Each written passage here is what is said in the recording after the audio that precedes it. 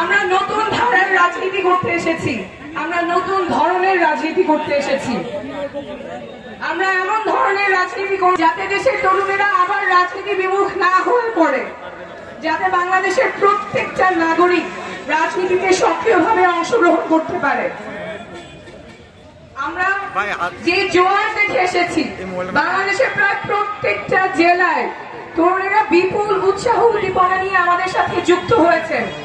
তরুণরা দেশ নিয়ে ভাবছেন, স্বপ্ন দেখছেন, পরিবর্তনের জন্য কাজ করার চিন্তা করছেন।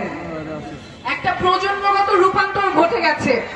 অনেকে এটা বুঝতে পারছেন না, কিন্তু এটাই বাস্তবতা। এটা আমরা দেখে এসেছি এবং এটা আমাদের লালন করতে হবে। যেই রাজনৈতিক সচেতনতা তৈরি হয়েছে সেটা আমাদের লালন করতে হবে। ঠাকুর রায়ের লামিন যে স্বপ্ন নিয়ে দেশের জন্য রাস্তায় নেমেছে, সিরাজগঞ্জের জুবাইর যে স্বপ্ন নিয়ে রাস্তায় নেমেছে, সেই স্বপ্ন আমাদের লালন করতে হবে। আমরা যদি লালন করতে না পারি, তরুণরা যদি আবার রাজনীতি বিমুখ হয়ে যায়, তরুণদের যদি আশাহত হয়, তাদের যদি স্বপ্নভঙ্গ হয়, তাহলে দেশ আবার একটা সংকটের মুখে পড়বে এবং সেটা হইতে দেওয়া যাবে না। আমাদের তরুণরা যাতে দেশের জন্য কাজ করতে পারে, সুস্থ সুন্দর একটা পরিবেশে রাজনীতির সাথে সম্পৃক্ত থাকতে পারে, সেই ব্যবস্থা আমাদের করতেই হবে।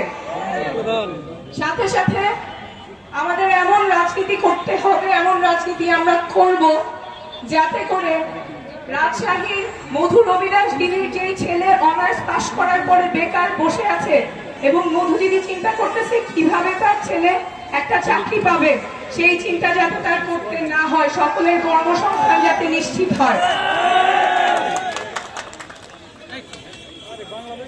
আমাদের ঝালকাঠির রতন হালদার দাদার যে ছেলে রাজীব হালদার, সে অনার্স পাশ করার পরে একটা পিয়নের চাকরির জন্য 7 লাখ টাকার ঘুষ দাবি করা হয়েছে। সেই বাংলাদেশে যাতে আমাদের যেতে না হয়, সকলের কর্মসংস্থান, তাতে কোনো ঘুষ পদবীর যে বাণিজ্য, সেই বাংলাদেশে যাতে আমাদের ফেরত যেতে না হয়। আমরা এমন ধরনের রাজনীতি করব যেখানে নারীরা সক্রিয়ভাবে অংশগ্রহণ করতে পারবেন। আমাদের